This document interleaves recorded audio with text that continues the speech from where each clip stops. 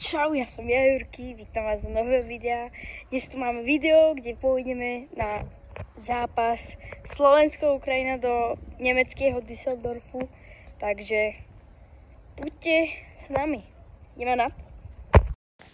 Na majstrovstvách Európy som ešte nikdy nebol, takže teraz zažijem prvýkrát túto fantastickú atmosféru a tento fantastický šampionát na vlastné oči.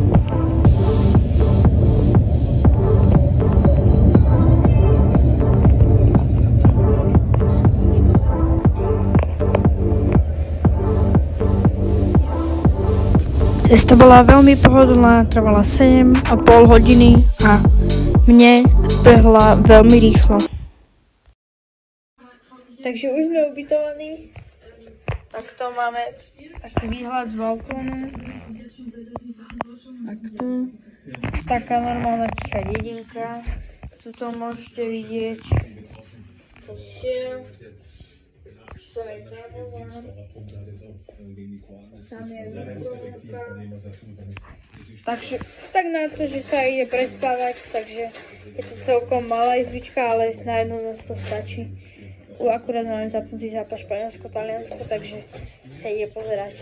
Cesta ubehala celkom rýchlo, takže to som rád. 7 hodín sme išli, zajtra nás ešte 3 hodiny čakajú, takže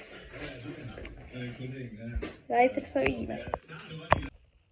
Takže už sme sa zobudili, spalo sa mi výborne, 2-krát som sa zobudil a lepšie sa mi nemohlo spať na inom mieste, že som nebol zvyknutý, takže rýchlo som zaspal, výborne. Teraz nás čakajú 3 hodiny do Düsseldorfu, potom zaparkujeme niekde v centre mesta a presunieme sa asi MHDčkou, možno metrom k štadiónu v Düsseldorfu, ale ešte pôjdeme do nejakého nákupného centra, kde sa naobedujeme, takže poďte s nami. Ešte ak ste si nevšimli, tak takto vyzerá izba. To vyzeralo naše ubytovanie a my môžeme ísť cestovať do Düsseldorfu. Pred odchodom do Düsseldorfu som si ešte kúpil syrovú bagetu a mohlo sa ísť. Tuto už prechádzame cez Frankfurt, kde pred nami pristávalo lietadlo, ako môžete teraz vidieť. A túto zaujímavú budovu som si musel natočiť. Hilton. Ak viete niečo o nej, tak napíšte do komentárov, bo som zvedavý.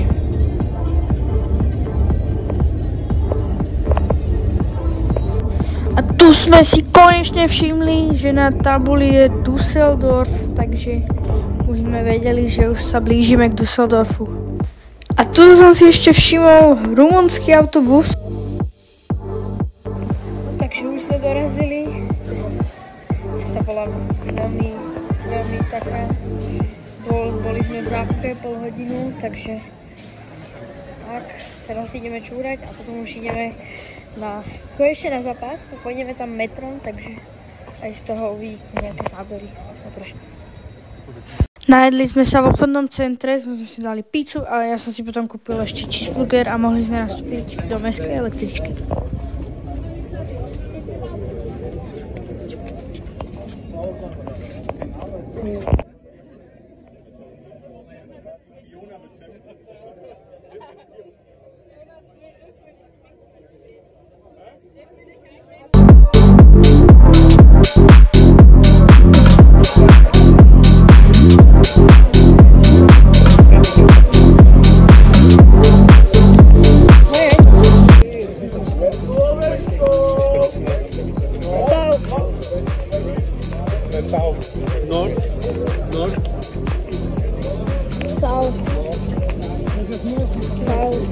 Tam je North, tak tam musí byť South.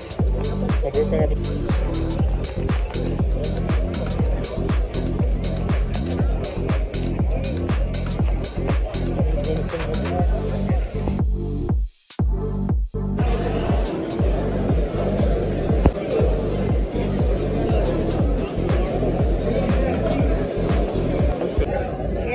fandičku, sme na stadióne. Mám fan už čoskoro si pôjdeme sadnúť na miesta, takže na zdravie. A teraz to príde.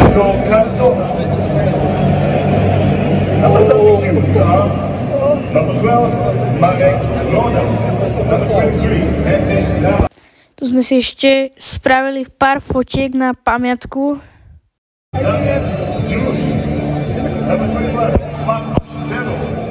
Number 24, Leon Sauer. Number 25, Sebastian Kosha. Čakaj!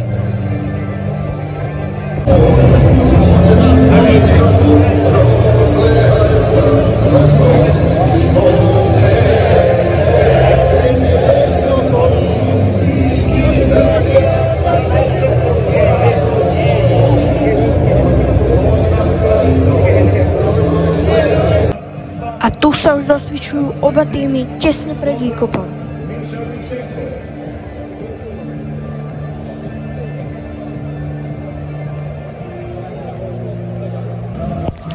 A tu môžeme vidieť, ako sa rozcvičujú slovenskí hráči, ako napríklad Lukáš Haraslín alebo Ivan Šranc.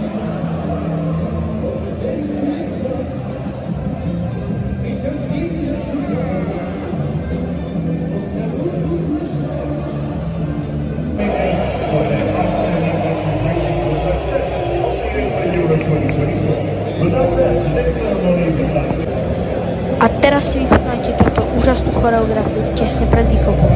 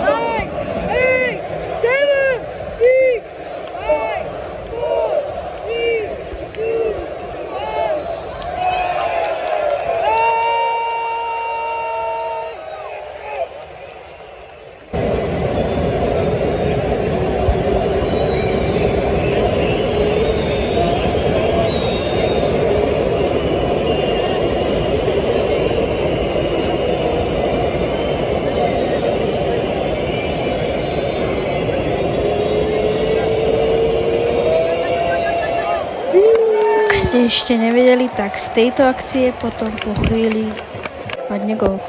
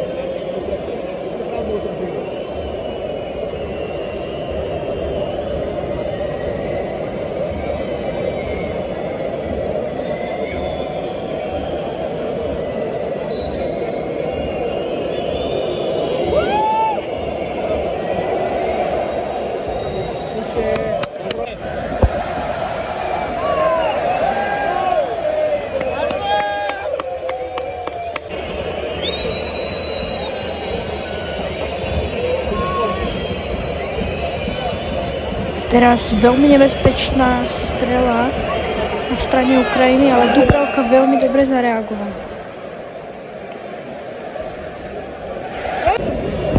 Potom na druhej strane bola takáto obrovská šanca Lukáša Haraslína, škoda, že to nám nepadlo.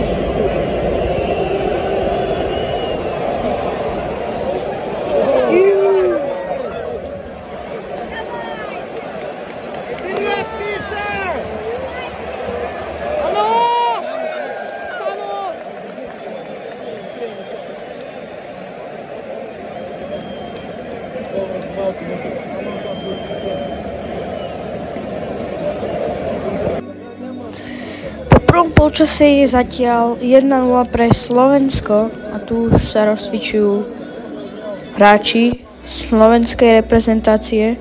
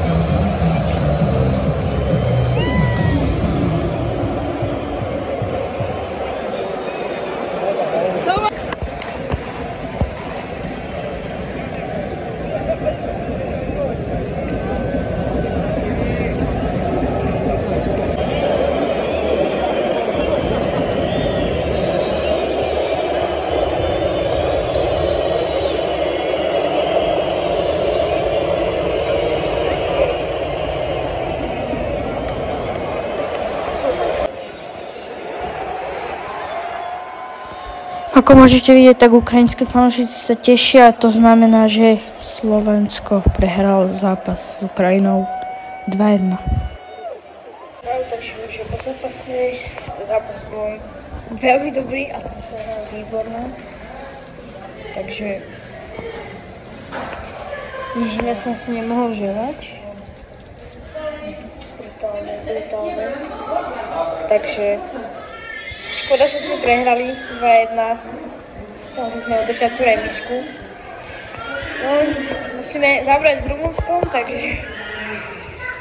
No, takže tak a teraz pôjdeme asi ešte 2,5 hodiny do nejakého hotela, kde prespíme a potom pôjdeme ďalším 8 do Bratislavy, takže tá cesta naspäť bude ešte náročná. Tak metrom sa išlo veľmi dobre, kebyže tam nie je toľko ľudí.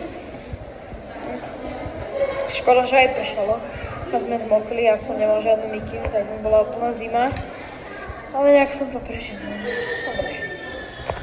Tak. A ako môžete vidieť, tak prešli sme okolo slovenského autobusu aj so slovenskými hráčmi. Akože tak skoro oni odišli. Asi sa bezpečné ešte s Bobonom. Čo? Slováci!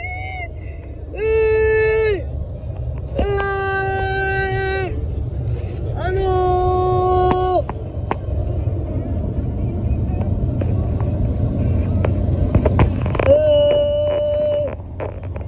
Aj vpredu, aj zadu idú policajti.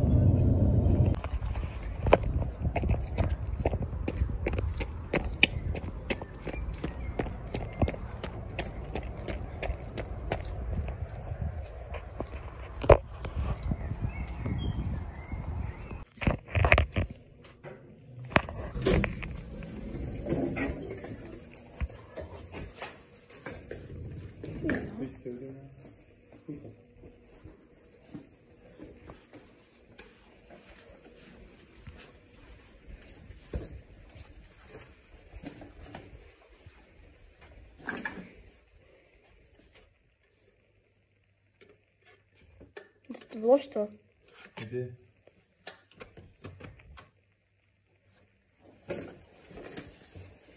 $326.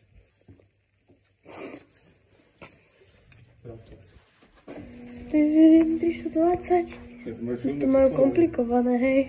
Čo na konci? 324. 326. Našli sme to. Konečne. Poď.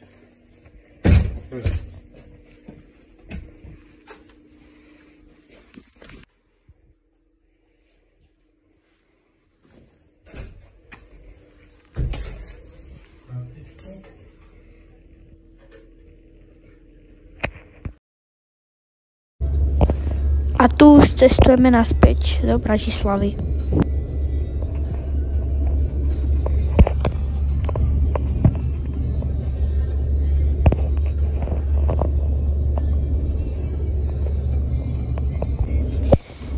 Takto by som chcel ukončiť toto video. Dúfam, že sa vám páčilo. Budem rád za odber a like. Zážitok veľký. A vidíme sa pri ďalšom videu. Čau.